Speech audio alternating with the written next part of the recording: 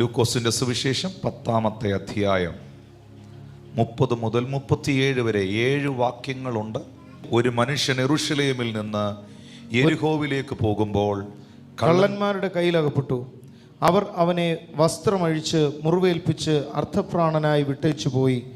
ആ വഴിയായി യാദൃച്ഛയാ ഒരു പുരോഹിതൻ വന്ന് അവനെ കണ്ടിട്ട് മാറി കടന്നുപോയി. അങ്ങനെ തന്നെ ഒരു ലേവ്യനും ആ സ്ഥലത്തിൽ എത്തി അവനെ കണ്ടിട്ട് മാറി കടന്നുപോയി. ഒരു ശമരിയക്കാരനോ വഴി പോകയിൽ അവൻ്റെ അടുക്കൽ എത്തി അവനെ കണ്ടിട്ട് മനസ്സലിഞ്ഞ് അരികെ ചെന്ന് എണ്ണയും വീഞ്ഞും പകർന്ന് അവൻ്റെ മുറിവുകളെ കെട്ടി അവനെ തൻ്റെ വാഹനത്തിൽ കയറ്റി വഴിയമ്പലത്തിലേക്ക് കൊണ്ടുപോയി രക്ഷ ചെയ്തു. പിറ്റേന്നാൾ അവൻ പുറപ്പെടുമ്പോൾ 2 വെള്ളിക്കാശ് എടുത്ത് വഴിയമ്പലക്കാരന് കൊടുത്തു. ഇവനെ രക്ഷ ചെയ്യണം, അധികം വല്ലതും ചെലവിട്ടാൽ ഞാൻ മടങ്ങി വരുമ്പോൾ തന്നുകൊള്ളാം എന്ന് അവനോട് പറഞ്ഞു. കള്ളന്മാരുടെ കയ്യിൽ അകപ്പെട്ടവന് ഈ മൂവരിൽ ഏവൻ കൂട്ടുകാരനായി തീർന്നു എന്ന് നിനക്ക് തോന്നുന്നു? മതി. For our meditation today, let's turn our attention to Luke chapter 10 verse 30 to 37. Jesus replied, a man was going down from Jerusalem to Jericho and fell into the hands of robbers who stripped him, beat him and went away, leaving him half dead. Now by chance a priest was going down the road, and when he saw him, he passed by on the other side. So likewise a Levite, when he came to the place and saw him, passed by on the other side. When a Samaritan, while traveling, came near him, and when he saw him, he was moved with pity. He went to him and bandaged his wounds, having poured oil and wine on him. Then he put him on his own animal, brought him to an inn, and took care of him. The next day he took out 2 denarii and gave him to the innkeeper and said, take care of him, and when I come back I will repay you whatever more you spend. യേശു കർത്താവ് ഇങ്ങനെ ഒരു സംഭവം പറയുവാൻ ഉള്ളതിൻ്റെ കാരണം എന്താണ്? ലോകപ്രസിദ്ധമായ സകല മനുഷ്യർക്കും അറിയാവുന്ന ഒരു സംഭവമാണ്, ഒരു ഉപമയാണ് നല്ല ശമരിയക്കാരൻ്റെ ഉപമ. എന്നാൽ യേശു കർത്താവ് ഈ ഉപമ പഠിപ്പിക്കുവാൻ ഉണ്ടായ സാഹചര്യം എന്താണ്?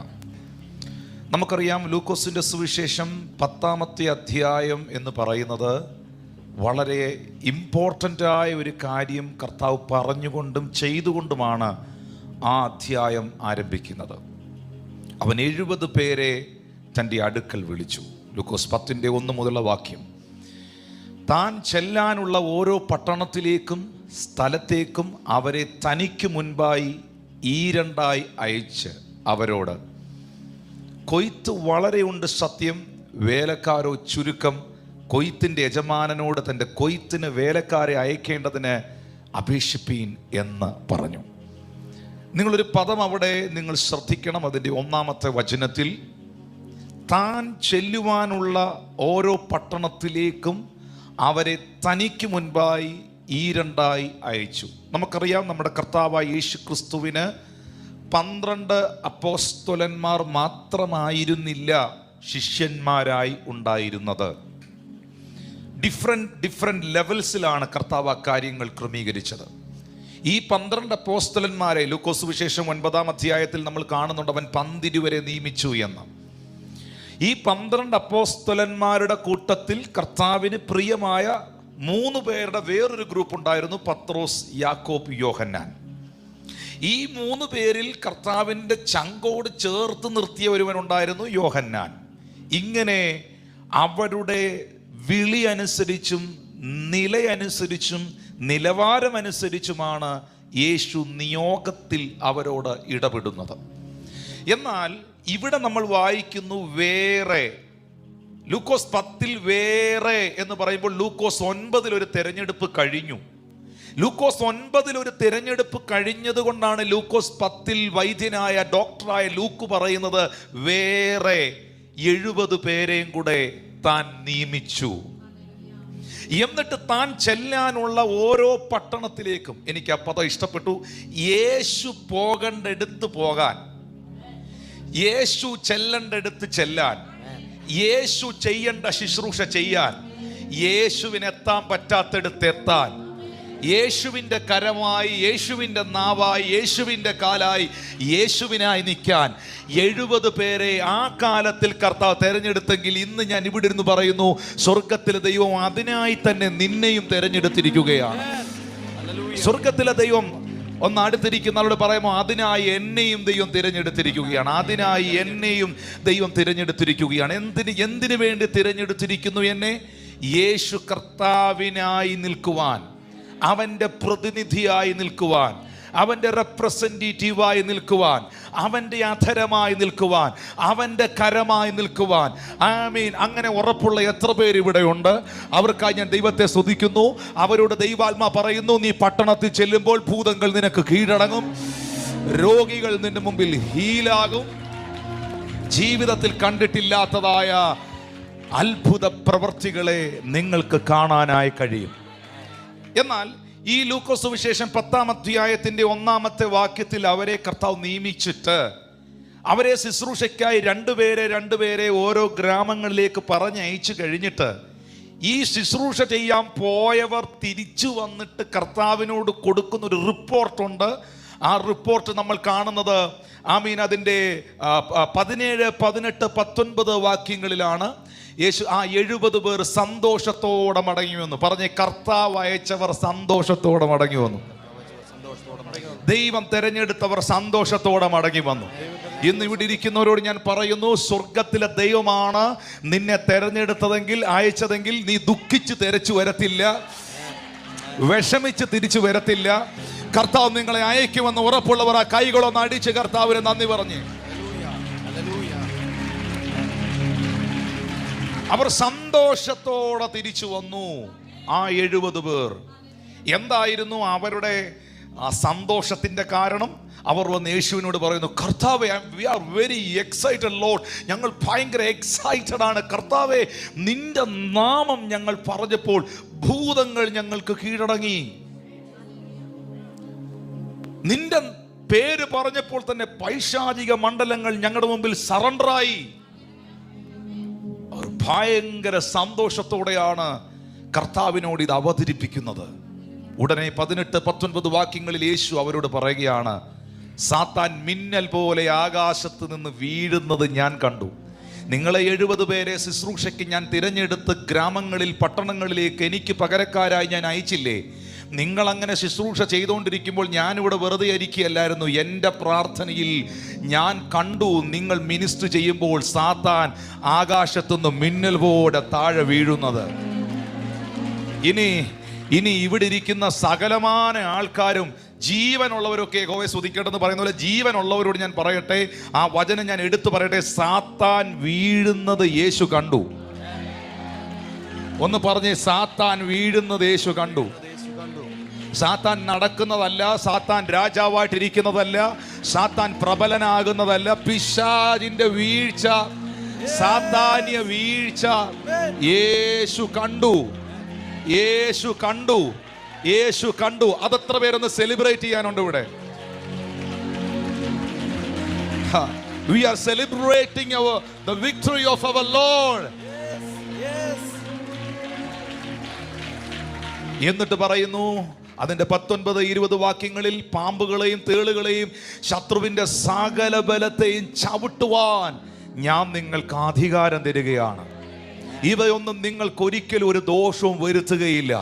ഞാനാണ് നിങ്ങളെ തെരഞ്ഞെടുത്തതെങ്കിൽ, ഞാനാണ് നിങ്ങളെ അയച്ചതെങ്കിൽ, എൻ്റെ നിയോഗത്തിലാണ് നിൽക്കുന്നതെങ്കിൽ, പൈശാചിക മണ്ഡലം നിനക്ക് മേളിലല്ല, പൈശാചിക മണ്ഡലം നിന്റെ കാൽ കീഴിലാണ്. ഇവയൊന്നും ഒരിക്കലും, പറഞ്ഞേ, ഒരിക്കലും ഒരു ദോഷവും എന്റെ ദൈവം എനിക്ക് വരുത്തത്തില്ല. ഓ, ചിലര് പറഞ്ഞില്ല, ഒരിക്കലും ഒരു ദോഷവും എന്റെ ദൈവം എനിക്ക് വരുത്തത്തില്ല. സാത്താൻ വീണവനാണ്. സാത്താന്റെ വീഴ്ച എന്റെ അപ്പ കണ്ടു, എന്റെ ഡാഡി അത് കണ്ടു. പിശാച് അടിച്ചു വീഴുന്നത് എന്റെ അപ്പ കണ്ടു. ആ അപ്പായുടെ മകനാണ് ഞാൻ, ആ അപ്പായുടെ മകളാണ് ഞാൻ.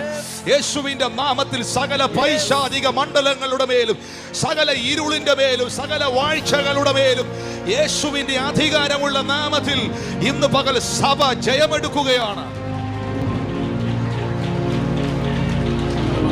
ജയമെടുക്കുകയാണ്, ജയമെടുക്കുകയാണ്. Glory to God. എന്നിട്ട് നല്ല ശമരിയക്കാരന്റെ ഉപമ പറയാനുള്ള കാരണം എന്നാന്നല്ലേ നമ്മൾ പറയുന്നേ. എന്നിട്ട് 20-ാമത്തെ വാക്യത്തിൽ അവരോട് യേശു പറഞ്ഞു, എങ്കിലും എന്നാലും ഭൂതങ്ങൾ നിങ്ങൾക്ക് കീഴടങ്ങുന്നതിലല്ല, നിങ്ങളുടെ പേര് സ്വർഗത്തിൽ എഴുതിയിരിക്കുന്നതിലത്രേ നിങ്ങൾ സന്തോഷിക്കൂ. അപ്പൊ അതിന്റെ അർത്ഥം ഭൂതം പോകണ്ടെന്നാണോ? അല്ല. അതിന്റെ അർത്ഥം രോഗി സൗഖ്യമാകണ്ടെന്നാണോ? അല്ല. രോഗശാന്തിക്ക് വിലയുണ്ടോന്ന് അറിയണമെങ്കിൽ രോഗിയോട് ചോദിക്കണം.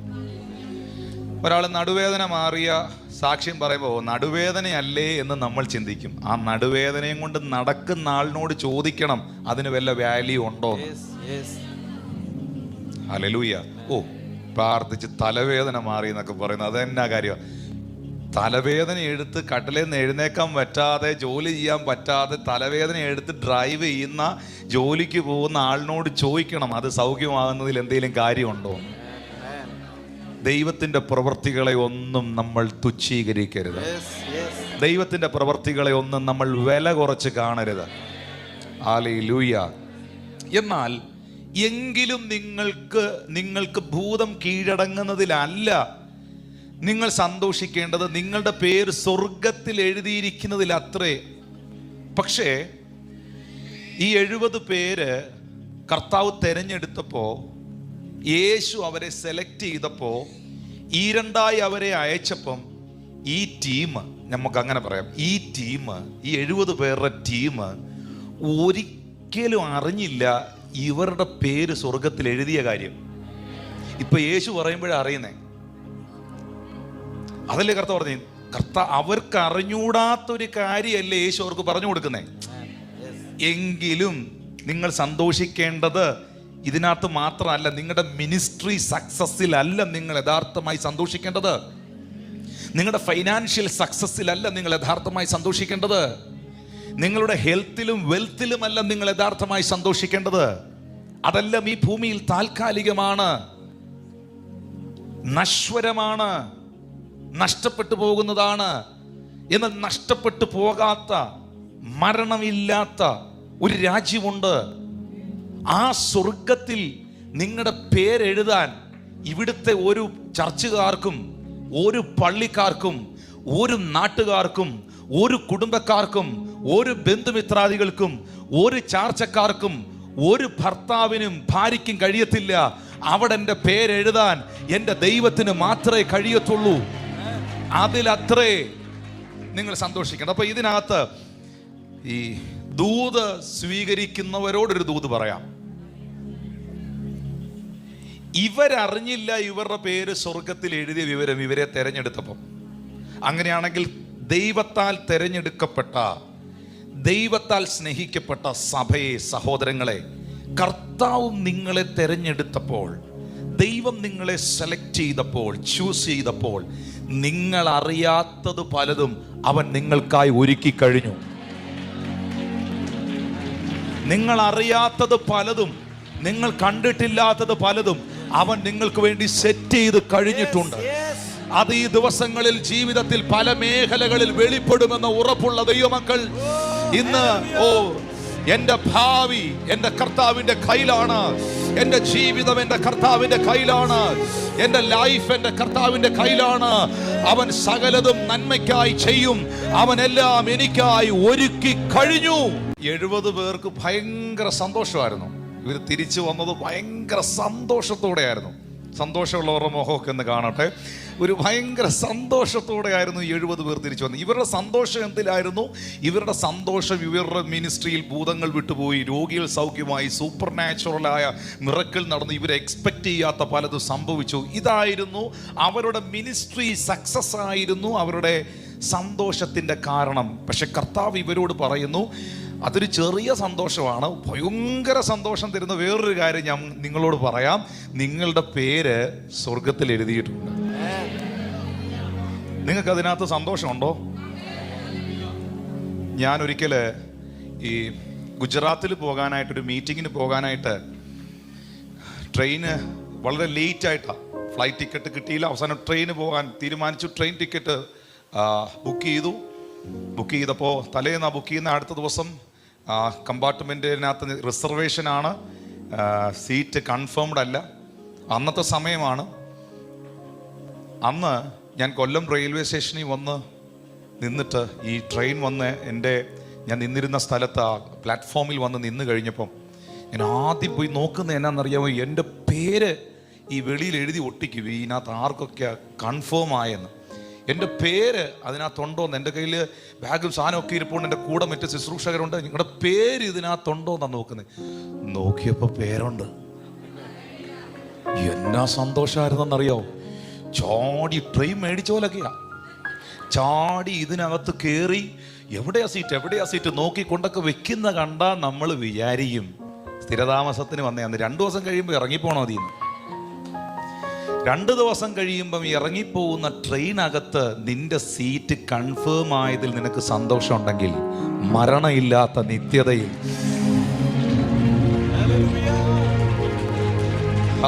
think about that. Please think about that. Hallelujah. യുഗായുഗം വസിക്കേണ്ട സ്ഥലത്ത്, കോടാനുകോടി വർഷങ്ങൾ നീ പാർക്കേണ്ടടുത്ത് നിന്റെ പേര് കൺഫേംഡ് അല്ലെങ്കിൽ അതിനകത്ത് ദുഃഖമൊന്ന് ഓർത്തേ. ഈ സന്തോഷവും പക്വതയുമായിട്ട് ഭയങ്കര ബന്ധം റിജോയ് സാറേ. ചിലർ എന്തിനകത്താ സന്തോഷിക്കുന്നതെന്ന് അവർക്ക് പോലും അറിയത്തില്ല. Praise the lord. അവർ എന്തിലാണ് സന്തോഷിക്കുന്നതെന്ന് അവർക്ക് പോലും അറിയേല. ഉമ്മ സന്തോഷിക്കുക, മറ്റു പലതിലും സന്തോഷിക്കുക. ഈ സന്തോഷം മെച്യൂരിറ്റിയുമായിട്ട്, ഈ നല്ല മെച്യൂർഡ് ആയിട്ടുള്ള ആൾക്കാരുണ്ട്, ആത്മീയ പക്വതയുള്ളവർ. അവർ സന്തോഷിക്കുന്നത് യേശു ഇപ്പോൾ പറഞ്ഞ ഈ നിത്യതയിലാണ്. സന്തോഷം പക്വതയുമായിട്ട് ബന്ധമുണ്ടോ? ഉണ്ട്. ഭൂമിയിലെ 1-2 കാര്യം പറഞ്ഞോട്ടെ, പിന്നെ സ്വർഗത്തിലെ കാര്യം പറയാം. ഇപ്പം നിങ്ങളുടെ കയ്യിൽ ഇവിടെ ഇരിക്കുന്ന 55 വയസ്സുള്ള അച്ചായൻ്റെ കയ്യിൽ 50 ലക്ഷം രൂപയുടെ ഒരു ചെക്ക് ഒരാൾ കൊടുത്തു. 55 വയസ്സുള്ള അച്ചായൻ്റെ കയ്യിൽ 50 ലക്ഷം രൂപയുടെ ചെക്ക്, ക്യാഷ് ചെക്ക് ഒരാൾ കൊടുത്തു. വെച്ചോളാൻ പറഞ്ഞു, നിങ്ങൾക്ക് തരാൻ ഞാൻ കൊണ്ടുവന്നാന്ന് പറഞ്ഞു. പുള്ളിക്ക് എന്നാ സന്തോഷമായിരിക്കും. പിന്നെ പുള്ളി ചർച്ചിലെങ്ങും വരികയില്ല. പിന്നെ കുറേ നാളത്തേക്ക് പുള്ളിയെ കാണാൻ പോലും കിട്ടുകയില്ല. പിന്നെ പുള്ളി അന്വേഷിച്ച് നടക്കണം. പാസ്റ്റർമാർ പ്രൊഫറ്റിക്കലി നാവിഗേറ്റ് ചെയ്യണം ഈ പുള്ളി എവിടാന്നൊക്കെ. Praise god. ഇതേ ചെക്ക്, ഈ 50 ലക്ഷത്തിൻ്റെ ഇതേ ചെക്ക് ആ വീട്ടിലെ 4 വയസ്സുള്ള മോൻ്റെ കയ്യിലോട്ട് കൊടുത്തേ, അവൻ അതിനകത്ത് ഡൈനോസറിൻ്റെ പടം വരച്ച് കളിക്കും. സ്വത്രം. 60 വയസ്സുള്ള ഒരാളുടെ കയ്യിലോട്ട് നല്ല ബാസ്കിൻ റോബിൻസിൻ്റെ നല്ലൊരു ഐസ്ക്രീം കൊടുത്തേ, എനിക്ക് വേണ്ട കുഞ്ഞെ, ഷുഗറാന്ന് പറയും. ഇതേ സാധനം 5 വയസ്സുള്ള മോൻ്റെ കയ്യിലോട്ട് കൊടുത്തേ, അവൻ തട്ടിപ്പറിച്ചുകൊണ്ട് പോകും. അപ്പൊ ഈ സന്തോഷവും പക്വതയുമായി ഭയങ്കര ബന്ധമാണ്. നമ്മൾ എന്തിലാണ് റിജോയ്സ് ചെയ്യുന്നത്? നമ്മൾ എന്തിലാണ് യഥാർത്ഥമായി പുകഴുന്നത്? ഈ ക്രിസ്തീയ ജീവിതത്തിലേക്ക് പരിശുദ്ധാത്മാവ് നമ്മളെ നയിച്ചു. പാസ്റ്റർമാര് പറയുന്നു, നിങ്ങളെല്ലാം സന്തോഷമുള്ളവർ ഹല്ലേലൂയ പറഞ്ഞാട്ടെ എന്നൊക്കെ പറയുന്നു. നിങ്ങൾ എവിടെയാണ്, എന്തിലാണ് നിങ്ങൾ റിജോയ്സ് ചെയ്യുന്നത്? യേശു പറയുന്നു, നിങ്ങൾ യഥാർത്ഥമായി സന്തോഷിക്കേണ്ടത് ഈ ഭൂമിയിലെ ഒരു മനുഷ്യർക്കും നിങ്ങൾക്ക് ചെയ്തു തരാൻ പറ്റാത്ത നിങ്ങളുടെ പേര് സ്വർഗത്തിൽ എഴുതിയിരിക്കുന്നതിലത്രേ. ആ ഉറപ്പ് പ്രാപിച്ചവർ കരങ്ങളെ ഉയർത്തി നല്ലൊരു ഹല്ലേലൂയ പറഞ്ഞേ. അപ്പോ നിത്യതയെക്കുറിച്ചും നിത്യജീവനെക്കുറിച്ചും സ്വർഗത്തെക്കുറിച്ചുമൊക്കെ യേശു ഇങ്ങനെ പറഞ്ഞുകൊണ്ടിരിക്കുമ്പോൾ ഒരു ന്യായശാസ്ത്രി കൂട്ടത്തിൽ എഴുന്നേറ്റു. ന്യായശാസ്ത്രി ആരാന്ന് പിന്നെ പറയാം. ന്യായശാസ്ത്രി എഴുന്നേറ്റു. എന്നിട്ട് കർത്താവിനോട് ചോദിക്കുകയാണ്, ടീച്ചർ, ഗുരു, നിത്യജീവന്, വാക്യം 25, നിത്യജീവന് അവകാശിയായി തീരാൻ ഞാൻ എന്ത് ചെയ്യണം എന്നവനെ പരീക്ഷിച്ച് ചോദിച്ചു. സ്വർഗത്തിൽ പേരെഴുതുന്ന കാര്യമൊക്കെ അവിടുന്ന് പറഞ്ഞല്ലോ. ഈ നിത്യജീവൻ എനിക്ക് ലഭിക്കാൻ ഞാൻ പേഴ്സണലി എന്താണ് ചെയ്യേണ്ടത്? ഇന്ന് ഈ ലൈവിൽ ഞങ്ങളെ കാണുന്ന ലക്ഷോപലക്ഷം ജനങ്ങളോടും പിന്നത്തേതിൽ ഇത് കാണാൻ പോകുന്നവരോടും ലോകമെമ്പാടുമുള്ള ഞങ്ങളുടെ പ്രിയപ്പെട്ട സഹോദരങ്ങളോടും സ്നേഹത്തോടെ പറയട്ടെ, ഈ ചോദ്യം എല്ലാ കാലത്തും മനുഷ്യർ, മതങ്ങൾ ചോദിച്ചിട്ടുള്ള ചോദ്യമാണ്. ഞാൻ എന്ത് വ്യക്തിപരമായി ചെയ്താൽ, ഞാൻ എന്ത് പ്രവൃത്തി ചെയ്താൽ എനിക്ക് സ്വർഗത്തിൽ പോകാം? ഞാൻ എന്ത് പ്രവൃത്തി ചെയ്താൽ എനിക്ക് ദൈവപ്രസാദം ഉണ്ടാക്കാം? ഞാൻ എന്താ ചെയ്യേണ്ടത്? അതിനു വേണ്ടി എന്തും ചെയ്യാൻ ഞാൻ റെഡിയാണ് എന്ന് പറയുന്ന ഒരു സമൂഹത്തെ, സംസ്കാരത്തെ നമുക്ക് വിവിധ ഇടങ്ങളിൽ കാണാൻ കഴിയും. അതിനുവേണ്ടി മല കയറണോ? ഞാൻ കയറാം. അതിനുവേണ്ടി കാശ് കൊടുക്കണോ? ഞാൻ കൊടുക്കാം. അതിനുവേണ്ടി ഡ്രസ്സ് ധരിക്കാതെ നടക്കണോ? ഞാൻ നടക്കാം. നമ്മൾ ഈ പറയുന്നതൊന്നും അതിശയോക്തിയല്ല. നാം ആയിരിക്കുന്ന ഈ രാജ്യത്തിൽ തന്നെ പല മേഖലകളിൽ നമ്മൾ കാണുന്നതാണ്. ദൈവത്തെ പ്രസാദിപ്പിക്കാൻ, ദൈവം ഹാപ്പിയാകാൻ, ദൈവത്തെ സന്തോഷിപ്പിക്കാൻ, ദൈവപ്രസാദമുണ്ടാകാൻ, ദൈവാനുഗ്രഹമുണ്ടാകാൻ എന്തൊക്കെ ചെയ്യാമോ അതൊക്കെ ചെയ്തു കൂട്ടുന്ന ഒരു തലമുറ. പക്ഷേ ഇത് തന്നെയാണ് ന്യായശാസ്ത്രി ചോദിക്കുന്നേ, ഞാൻ എന്ത് ചെയ്താൽ എനിക്ക് നിത്യജീവൻ ഉണ്ടാകും? പക്ഷെ ഇത് കർത്താവിനെ പരീക്ഷിച്ച് ചോദിച്ചതാണെങ്കിലും ഇതെല്ലാ കാലത്തും ആൾക്കാർ ചോദിക്കുന്നൊരു കാര്യമാണ്. നമുക്കതാണ് ഭയങ്കര എളുപ്പം, അല്ലേ? ഇപ്പൊ ഞാൻ നിങ്ങളോട് പറയുകയാണ്, നിങ്ങൾ വിശുദ്ധിയോടെ ജീവിക്കണം. നിങ്ങൾ വിശുദ്ധിയോടെ ജീവിച്ചാൽ നിങ്ങൾക്ക് നിത്യജീവൻ ഉണ്ടാകും എന്ന് പറയുന്നത്, നിങ്ങളുടെ കണ്ണ്, ചെവി, വായ ഒക്കെ നിങ്ങൾ ശ്രദ്ധിക്കണം. നിങ്ങളുടെ വാക്കുകൾ സൂക്ഷിക്കണം. അരുതാത്തത് കാണരുത്. ആവശ്യമില്ലാത്ത പണിക്കും പരിപാടിക്കും പോകരുത്. ദൈവത്തിന് ഇഷ്ടമില്ലാത്ത ചെയ്യരുത്. പാപ വഴികളിൽ പോകരുത് എന്ന് ഞാൻ നിങ്ങളോട് പറയുമ്പോൾ, വചനത്തിലൂടെ പറയുമ്പോൾ, അത് ഏറ്റെടുക്കുന്നതാണോ നിങ്ങൾക്ക് ഈസി? അതോ വേറൊരു സ്ഥലത്ത് പറയുന്നു, നിങ്ങൾ ചർച്ചിന് 50,000 രൂപ കൊടുത്താൽ നിങ്ങൾക്ക് നിത്യജീവൻ ഉണ്ടാകും എന്ന് പറഞ്ഞാൽ 50 അല്ല 5 ലക്ഷം വേണേലും കൊടുക്കും. കാരണം എനിക്ക് വിശുദ്ധിയോടെ ജീവിക്കാൻ മേല. ആരും മിണ്ടുന്നില്ലല്ലോ. സ്തോത്രം. എനിക്ക് വചനം അനുസരിച്ച് ജീവിക്കാൻ മേല. ഞാൻ എന്ത് പ്രവൃത്തി ചെയ്താൽ, പാസ്റ്റർ ബൈബിൾ പിടിച്ചാൽ ഞാൻ അനുഗ്രഹിക്കപ്പെടൂ? 1 അല്ല 2 ബൈബിൾ ഞാൻ പിടിക്കാം. ഞാൻ എന്ത് പ്രവൃത്തി ചെയ്താൽ എനിക്ക് അനുഗ്രഹിക്കപ്പെടാൻ കഴിയും? ഇതെല്ലാവർക്കും ഇഷ്ടമുള്ളൊരു കാര്യമാണ്. അതിനെ മുതലെടുക്കുന്ന ആൾക്കാരുമുണ്ട്. ഇതിനെ ഭയങ്കരമായിട്ട് മുതലെടുക്കുന്ന ആത്മീയ ബിസിനസ് നടക്കുന്നുണ്ട്. സ്തോത്രം, ഹല്ലേലൂയ. പക്ഷേ ദൈവവചനം നിങ്ങൾ പഠിക്കണം. ദൈവവചനത്തിൽ നിങ്ങൾ നിൽക്കണം. ഇത് പരീക്ഷിച്ചാണ് പുള്ളി ചോദിച്ചതെങ്കിലും യേശു കർത്താവ് സ്നേഹത്തോടെ അവനോട് പറഞ്ഞു. യേശു അവനോട് ന്യായപ്രമാണത്തിൽ, നിന്റെ കയ്യിലിരിക്കുന്ന തോറയിൽ, നിന്റെ കയ്യിലിരിക്കുന്ന പുസ്തകത്തിൽ എന്താണ് ഇതിനെക്കുറിച്ച് എഴുതിയിരിക്കുന്നത്? ഉടനെ ന്യായശാസ്ത്രിയല്ലേ, ന്യായശാസ്ത്രി എന്ന് പറഞ്ഞാൽ എന്താ? ന്യായപ്രമാണം പച്ചവെള്ളം പോലെ കാണാതെ പഠിച്ച് നടക്കുന്ന ആളാണ് ന്യായശാസ്ത്രി. ഉൽപ്പത്തി, പുറപ്പാട്, ലേവ്യ, സംഖ്യ, ആവർത്തനം, ഈ 5 പുസ്തകവും പുള്ളിയോട് തിരിച്ചും മറിച്ച് ഏത് പാരാത്രിക്ക് ചോദിച്ചാലും പുള്ളി പറയും. അതാണ് ന്യായശാസ്ത്രി. അങ്ങനെയുള്ള ശാസ്ത്രിമാരുണ്ട്, ഇവിടെയുണ്ട്. പഠിച്ചിട്ടുണ്ടെന്നുള്ളതേ ഉള്ളൂ. സ്തോത്രം. അപ്പോ ഇത് മൊത്തം ഇവന് കാണാപ്പാടാണ്. ഞാൻ ചോദിക്കുന്നു നിന്നോട്, യേശു പറയുന്നു, നിത്യജീവനെ പ്രാപിക്കാൻ നിന്റെ കയ്യിലിരിക്കുന്ന പുസ്തകം എന്നാ പറയുന്നേ? നീ പറയാൻ പറഞ്ഞു. ഉടനെ യേശുവിനോട് അവൻ പറയുന്നു, 27-ാമത്തെ വാക്യത്തിൽ പുള്ളി ഉടനെ കോട്ട് ചെയ്തത് ആവർത്തന പുസ്തകം 6-ാം അധ്യായത്തിന്റെ 4-5 വാക്യങ്ങളാണ്. നിന്റെ ദൈവമായ കർത്താവിനെ നീ പൂർണ്ണ ഹൃദയത്തോടും പൂർണ്ണ ആത്മാവോടും പൂർണ്ണ മനസ്സോടും കൂടെ സ്നേഹിക്കണമെന്നും നിന്റെ കൂട്ടുകാരനെ നിന്നെ പോലെ തന്നെ സ്നേഹിക്കണമെന്നും ഉത്തരം പറഞ്ഞു. ഈ പുള്ളി പറഞ്ഞ മെസ്സേജ് ഭയങ്കര. നമ്മളെങ്ങാണായിരുന്നെ പുള്ളിക്ക് അന്നേരം ഓർഡിനേഷൻ കൊടുത്തേനെ. കാരണം ഈ 5 പുസ്തകത്തിനകത്തെയും ഏറ്റവും കാതലായ ശക്തമേറിയ സത്യമാണ് ഈ മനുഷ്യൻ പറഞ്ഞത്. നിങ്ങൾക്കറിയാമോ, പഴയ നിയമ ഇസ്രായേൽ ജനത എന്തുകൊണ്ടാണ് കനാനിൽ എത്താതെ പോയെന്നറിയാമോ? ഈ ഒരൊറ്റ കൽപ്പന ലംഘിച്ചതാണ്. ഈ ഒരൊറ്റ വചനം അവരനുസരിക്കാതെ പോയതാണ്. ദൈവത്തെ സ്നേഹിക്കുന്നതിനും പൂർണ്ണ മനസ്സോടെ, പൂർണ്ണ ആത്മാവോടെ, പൂർണ്ണ ശക്തിയോടെ അവനെ ആരാധിക്കുന്നതിനും പകരം അവർ ഇറച്ചിക്കലങ്ങളെ സ്നേഹിച്ചു, അവരുടെ ആരോഗ്യത്തെ സ്നേഹിച്ചു. കാട കിട്ടുമ്പം മന്ന എന്തി, മന്ന കിട്ടുമ്പം കാട എന്തി, ഇറച്ചി കിട്ടുമ്പം വെള്ളം എന്തി, ഇങ്ങനെ അവരുടെ വിഷയങ്ങളെ അവർ ഇഷ്ടപ്പെട്ടു. അവർ ദൈവത്തെ സ്നേഹിച്ചില്ല. ഈ ഒരു ഒറ്റ കൽപ്പനാലംഘനം നടത്തിയതാണ് ആ ജനത തകർന്നു പോകാനിടയായി തീർന്നത്.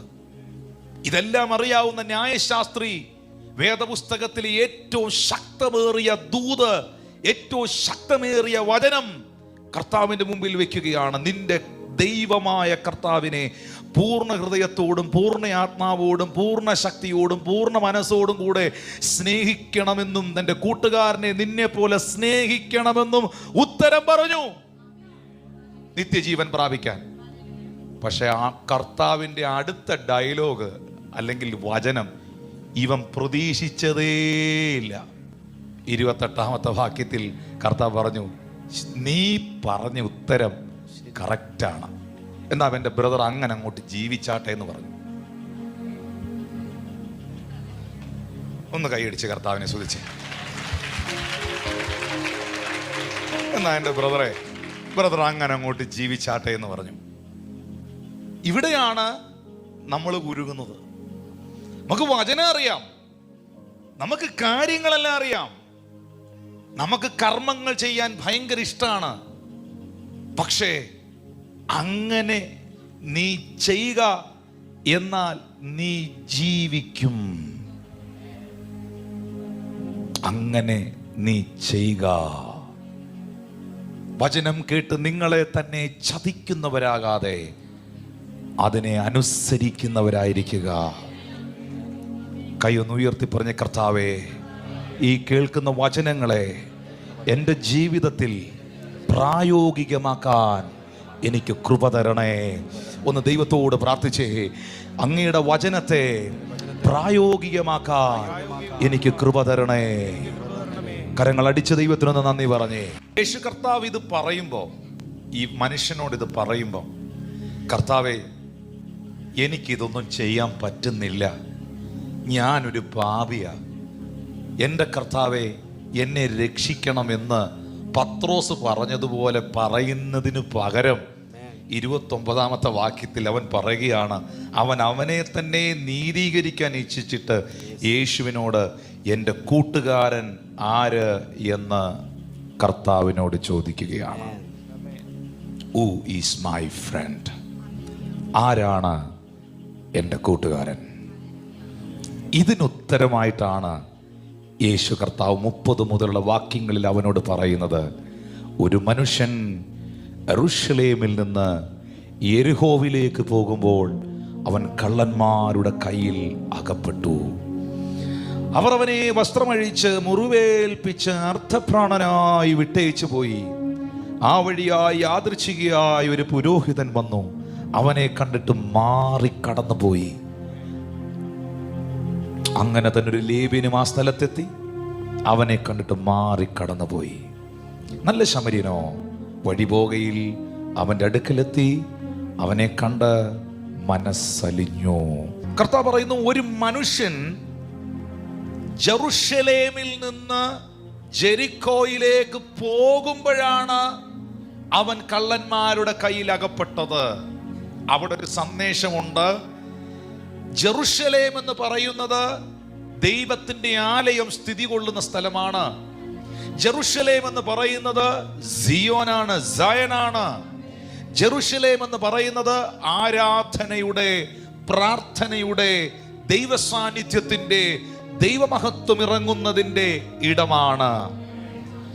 ഒരിക്കലും ജെറുസലേമിൽ ജീവിക്കുന്ന ഒരു മനുഷ്യൻ ജെറിക്കോയിലേക്ക് പോകാൻ പാടില്ല. ഈ ജെറിക്കോയിലാണ്, ഈ നമുക്കറിയാം, ഇസ്രായേലിൽ യാത്ര ചെയ്തിട്ടുള്ളവർക്കറിയാം, പോയിട്ടുള്ളവർക്കറിയാം, ജെറുസലേം ഒരു ഉയർന്ന പ്രദേശത്താണ് നിൽക്കുന്നത്. നമ്മൾ അവിടുന്ന് ജെറുസലേം എല്ലാം കണ്ടിട്ട് ജെറിക്കോയിലേക്ക് പോകുമ്പോൾ ഭയങ്കര ഇറക്കമാണ്. ഭയങ്കര ഇറക്കത്തിലൂടെയാണ് ഈ ബസ് കാറ് പോകുന്നത്. തിരിച്ചു വരുമ്പോൾ പതുക്കെയാണ് കയറി പോകുന്നത്. ആ മൗണ്ടൻ അതുവഴി യാത്ര ചെയ്തിട്ടുള്ളവർക്കറിയാം. ജെറുസലേം എന്ന ഉയരത്തിലിരിക്കുന്ന പട്ടണം വിട്ട് ഒരു മനുഷ്യൻ ജെറിക്കോയിലേക്ക് പോകണമെങ്കിൽ ഒന്നെങ്കിൽ അവൻ എന്തോ ദൈവമായിട്ടുള്ള ബന്ധത്തിൽ ഒരു അകൽച്ചയുണ്ട്, അല്ലെങ്കിൽ അവൻ എന്തോ ബിസിനസ് പരമായ പരിപാടിയുണ്ട്. കാരണം ബിസിനസ് പരിപാടികൾ മുഴുവൻ നടക്കുന്നത്, ആൾക്കൂട്ടം, ഈ ആവശ്യമില്ലാത്ത മുഴുവൻ ആൾക്കാരും വസിക്കുന്നത് പലപ്പോഴും ഈ ജെരിക്കോയിലാണ്. എരിഹോവിലിരുന്ന ആ കുരുടനെ അല്ലേ കർത്താവ് സൗഖ്യമാക്കിയത്? എരിഹോവിൽ ഈ യാചകരൊക്കെ വഴിയിൽ ഇങ്ങനെ നിരനിരായിരുന്ന് യാചിക്കണമെങ്കിൽ നല്ല ആൾത്തിരക്കുള്ള സ്ഥലമാണ്. ആരും മിണ്ടുന്നില്ല. Praise God, hallelujah. ഈ ജെറുസലേം എന്ന ആരാധനയുടെ പട്ടണം വിട്ട് ജെറിക്കോയിലേക്ക് പോയതാണ് ശരിക്കും പറഞ്ഞാൽ ഇവൻ കള്ളന്റെ കയ്യിൽ അകപ്പെടാനുള്ളതിന്റെ കാരണം. അകപ്പെട്ട് കഴിഞ്ഞുള്ള കാര്യം പിന്നെ പറയാം. അകപ്പെട്ടത് എന്താന്ന് പറയാം. പെട്ടതേ, മലയാളത്തിൽ പറഞ്ഞ പെട്ടതേ എന്താന്ന് പറയാം. ഈ ജെറുസലേം വിട്ടതാണ് നീ പെട്ടതിന്റെ കാരണം.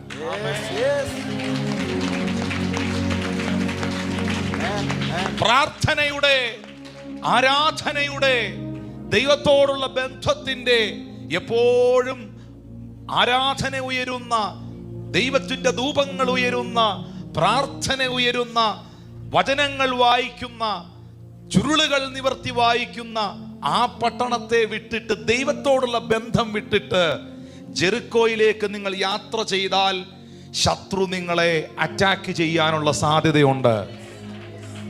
Stay in the presence of God. Jesus, hallelujah.